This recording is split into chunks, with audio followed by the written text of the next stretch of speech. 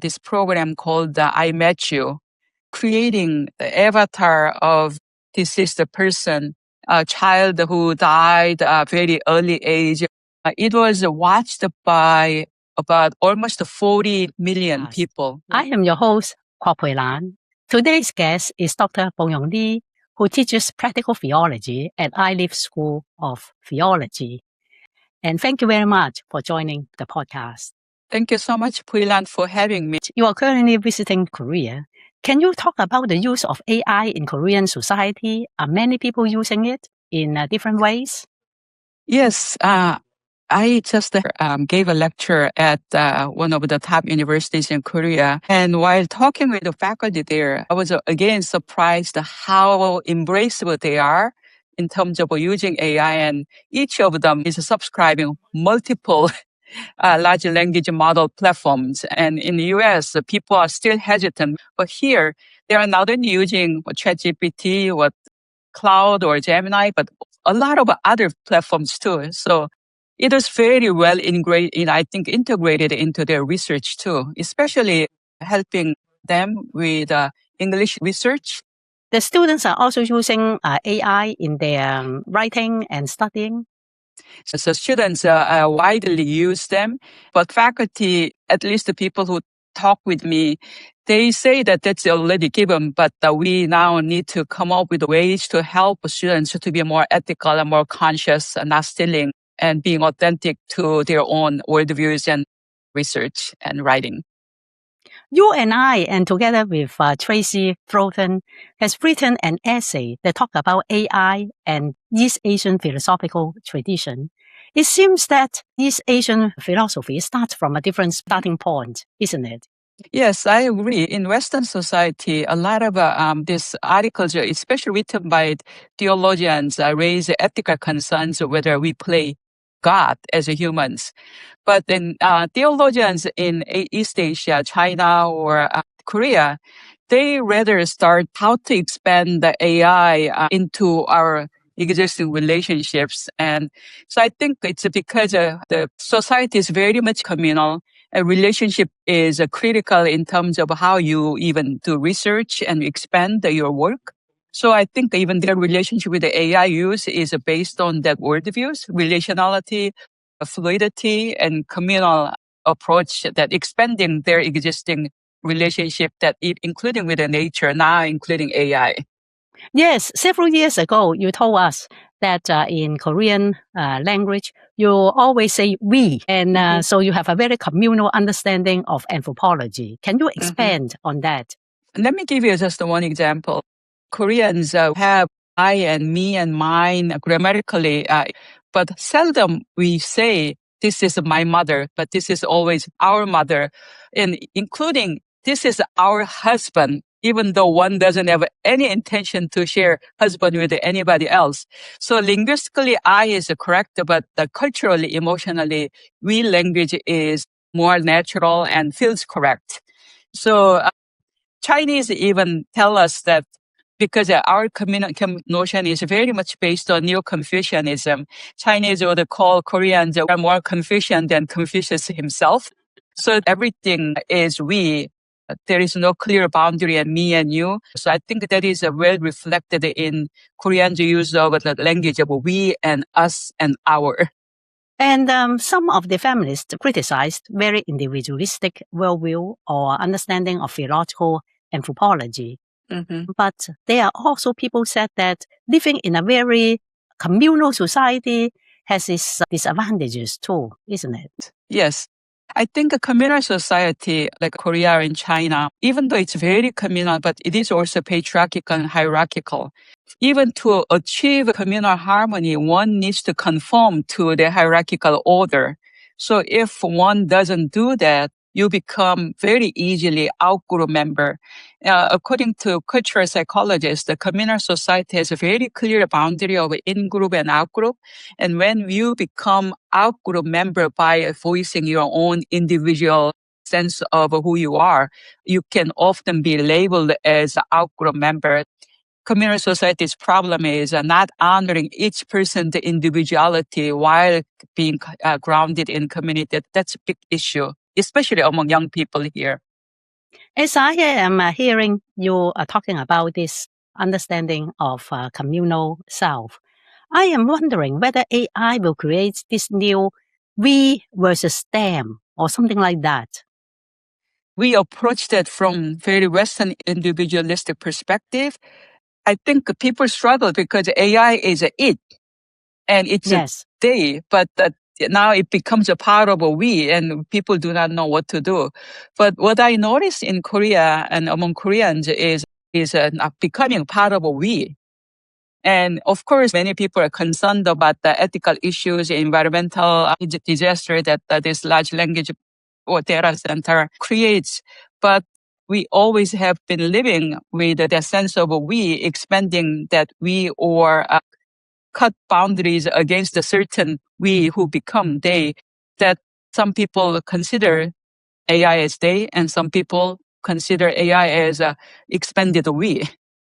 This is what makes AI so prevalent in Korean societies. Even your electronic product have all this AI assisted thing. I saw one time, you see the Korean refrigerator can identify what are the foods you have and generate recipes for you. I said, oh, wow, that is really ahead of what I have seen in the United States. It is so true. So that's what they call here smart refrigerator or smart TV, smart even rice cooker. My rice cooker at home speaks to me. Oh, really? Yes, especially when you live alone, you have somebody almost like an assistant, isn't it? It is true.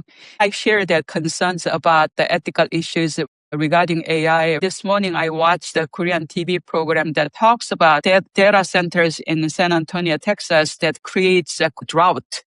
And then people pay multiple times more on their electricity bill because of it. So these are serious concerns. But at the same time, we cannot turn around, we cannot go back. That's where we are right now. So as a theologian, then how do we participate in shaping AI in a more justice-oriented, beyond this capitalistic, commercial companies, less than ethical approach? That's where I stand myself personally. So do you agree with Pope Leo when he talks about warning AIs and the issues about social justice? I agree. I think that's a very important and valid concern as a pope. He should have raised, and I agree with all the concerns that mentioned by him. But at the same time, as several other theologians already voiced, I think his approach to AI is too negative. Rather than raising concerns after AI or platforms or data center are built, I wish that utilizing Catholic Church's structure and power, how to engage with those companies to shape AI in a more just way. Indeed. And you have also mentioned the use of AI in pastoral care, since you are a practical theologian, and share with us how people are using those grief bots and whether you think these chat bots are really helpful. I live myself with a deep grief as a widow. So you never know when a big wave of grief will hit you. And sometimes when the grief is very raw, you go to a counselor, you develop a mechanism to cope with, but sometimes you never know and you can put in very deep place. So those days, if you do not have a therapist or a therapist is not readily available, you can utilize some of those grief bots to process your issue.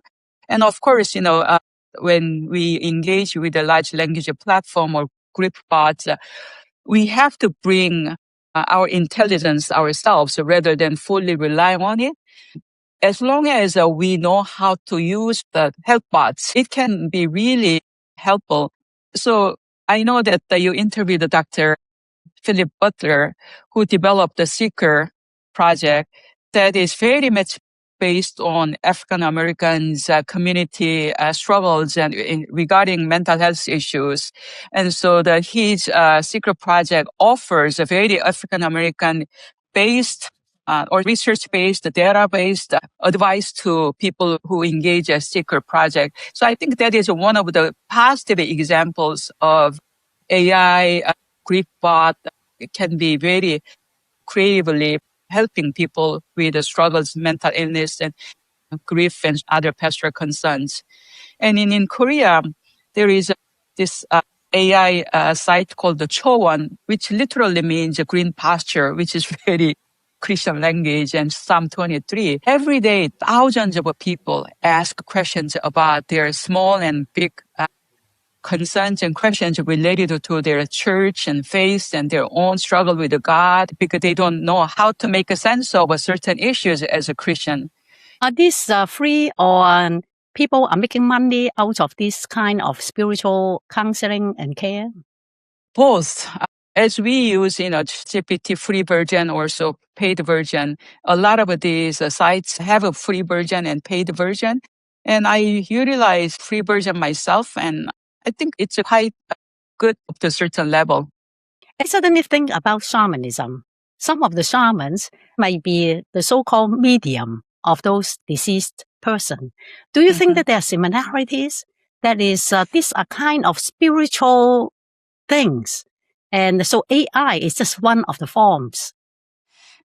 They both act as a medium and shaman by engaging the spirit of a deceased person mediated by their own gods. AI based on data, it gives possible answers to this grieving person from deceased person's perspective, or it can give you counsel or advice as quote unquote counselor based on available data for grieving people in general. What happens? They can always create something. For example, your deceased parent or husband forgives you or something like that to give you some comforting. But this is out of nowhere. Do you think that there would be ethical questions if you have answers like that? It is a very ethical question. There is actually one real life example. In Korea, every year, MBC, which is one of the three major TV channels, MBC has been producing this program called I Met You. They started 5-6 years ago by creating the avatar of deceased person, a child who died at a very early age, to whom the parents were not able to say goodbye because the child was very sick or sudden death by accident. So the first episode several years ago, it was watched by about almost 40 million people. Wow. And Korea's entire population is a little over 50 million. And then almost 40 million people watched that episode. So after that, the mom who engaged with her daughter's avatar while wearing this VR camera, she said that she knew it's not her real daughter. And she knew that the avatar didn't exactly look like her daughter, but she still said engaging with her and then telling her that I loved you with all my life and with my best ability, and I'm so sorry that you had to leave me very early, and wherever you are, and I hope you're doing well, and I will see you later. That being able to say goodbye really helped her with her own grief, even though she was clearly aware of it's not her daughter, and even look was a little different. So that episode really challenged the Koreans to think about ethical issues. But the producer of the program says that, based on they did more than a year of preparation work to understand that daughter's engagement with so many different people, including her kindergarten friends, and what kind of person she was, and what kind of things that she would tell the parents and siblings and friends. So they were very confident that what the avatar said is very close to what daughter would have said. So there is always an ethical concern that if someone is not being intelligent, smart, and not critically conscious, that you can be manipulated. How would it affect the profession of ministry or the priest role? Now, there are many things that can be outsourced. You can have AI-generated sermon, and you have this grief boards, and you have prayer boards. meditation channels or whatever. So would pastoral care or the profession shrink in the future? I have a taught class on AI and preaching and ministry. And if you serve a church for 30 years, how many times you use the same text to preach, right? And you are out of ideas. So I showed my participants, mostly pastors, how to use large language model as their thinking partner. But what I want them was AI will not discern for them. AI will not know what's happening in their own context and communities. But also, they need to be very ethically concerned how much they share to have thinking strategies or idea generation through a large language model that how much they can share and what they shouldn't share. In terms of pastoral care, again, as I said, ChatGPT or large language model doesn't replace your own discernment. It doesn't have empathy. Pastoral care, the most important component is your empathy, your discernment, and especially a spiritual leader, you have to help this person discern to make the right decisions, discern to choose the right path, or hold the ambivalence as it is rather than making quick decisions. So ChatGPT can give you ideas, but it will not do the presence and empathy and discernment part, which is critical in pastoral care. I guess depending on how you use it, you still need to bring those dimensions. When I use AI, I have noticed that those AI chatbot or whatever, they are very encouraging. They want you to stay in the program, isn't it? Mm-hmm. They always give you very encouraging feedback, whether you have done something wrong or not. That is why I think this discernment is very important. You cannot just trust AI's answers or comments for you. AI is designed by engineers to please you. So you just cannot take everything AI says. You have to know how to ask certain questions. Otherwise, AI will give you only positive things. So if I want to have some strategy thinking with the AI, I even write, do not try to please me. I don't need to be pleased by you. Give me critical. So then ChatGPT would sometimes say that I understand. And then once I didn't even write that in the chat box, but the ChatGPT says, I know you don't want me to please you. I think you really need to train your large language model that you use and then always bring critical edge in your question. And then you also have to know really basic ideas. Otherwise, hallucination, the information that ChatGPT generates can put you in a very dangerous situation with your scholarship and all that. If there is a pastor who comes and say that I'm going to try to use AI in my ministry, what is one thing you want to remind him or her? Use wisely, smartly, and be conscious of confidentiality because we pastors hold a lot of confidential information from people we serve and work with. So that is a really concern that we have to be mindful of when you create worship service. Christmas service, every year it comes. How differently you can design. My idea is just not there. So then you share with the large language model platform that this is a direction I want to go. Can you generate some ideas that I can explore? And often 9, 10 very good ideas. Some you cannot use because it doesn't fit in your context. But out of those ideas that you can develop that is more fitting for your context. And so I have used to teach, because I teach religious education, people expect me to model good teaching. So I live with that burden. So sometimes I ask one of the large language models that I use, this is a class topic. This is the goal that I have for my students, and I have these many students. Can you give me some small group ideas or activity ideas? Sometimes there are ideas that I have never thought about. I really liked your idea of helping students to understand how to use AI instead of, no, you cannot. That is their schools that will not want students to use it, or because this will affect their critical thinking and things like that. But I liked what you said. You can help them to cultivate sensitivity and also to know confidentiality and other ethical issues that are very important. And also, I remind my students and whoever is in my audience that mostly data that AI is collecting is based on existing users and who could afford to have those data input. Mostly middle class, mostly white people.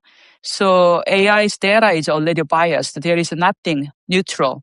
That's why critical thinking is important. And so one dilemma that I live with, and I had a similar conversation with my other Korean American feminist theologians, like a largest software for Bible study was developed by two former Microsoft engineers in partnership with the Dallas Theological Seminary. Some of you know Dallas Theological Seminary is very conservative, very far right.